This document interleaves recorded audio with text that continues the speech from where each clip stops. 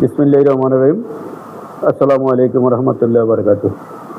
আমি অত্যন্ত আনন্দিত এবং বিমোহিত আজকে যে যুব ক্লাব ৭১ কর্তৃক আয়োজিত যে সামাজিক কিছু অনুষ্ঠানের অংশ হিসেবে আজকে চাঁদপুর আদর্শ উচ্চ বিদ্যালয়ের তাদের উদ্যোগে নিজে গাছের চারা এনে এখানে রোপণ করে দিয়েছে, যাহা একটা বিদ্যালয় একটা সামাজিকের জন্য খুবই গুরুত্বপূর্ণ এবং তাৎপর্যপূর্ণ।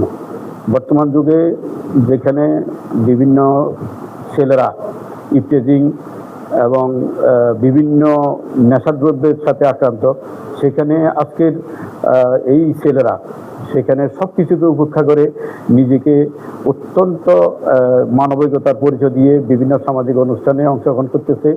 আমি তাদের জন্য প্রাণ খুলে আল্লাহর দরবারে দোয়া করি, আল্লাহ তাদেরকে এই কর্মকাণ্ড পরিচালনার নিয়োজিত রাখুক এবং আল্লাহ তাদেরকে সবাইকে সুস্থ রাখুক, সুন্দর রাখুক এবং তাদের এই বহমান কাজকর্মগুলো যেন আরও গতিশীল হয় এবং আরও বিস্তার ঘটে। এই ব্যাপারে আমি আল্লাহর দরবারে দোয়া করি।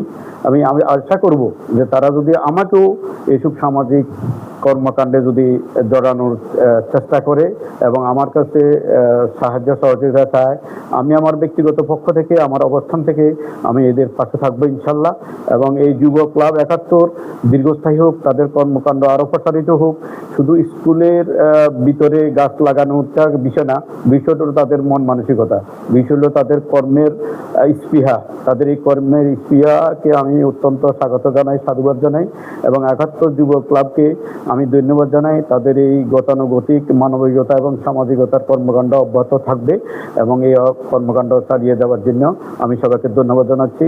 এখানে আজকে যারা আমাদের বিদ্যালয়ে আসছে, এদের মধ্যে আমার ছাত্র আছে, সাবেক ছাত্র, তাদেরকে এই সুশিক্ষা দিতে পারছি, এটাই হলো গর্বের বিষয় এবং তারাও একটা মানবিক কাজে, সামাজিক কাজে জড়িত হয়েছে। এটাও আমি মনে করি আমাদের শিক্ষার একটা উদ্দেশ্য।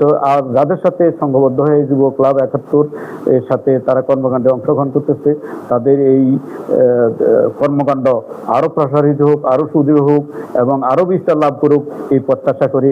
সবাইকে ধন্যবাদ জানাচ্ছি। সবাই সুস্থ থাকুক, ভালো থাকুক। যুব ক্লাব ৭১ দীর্ঘায়িত হোক।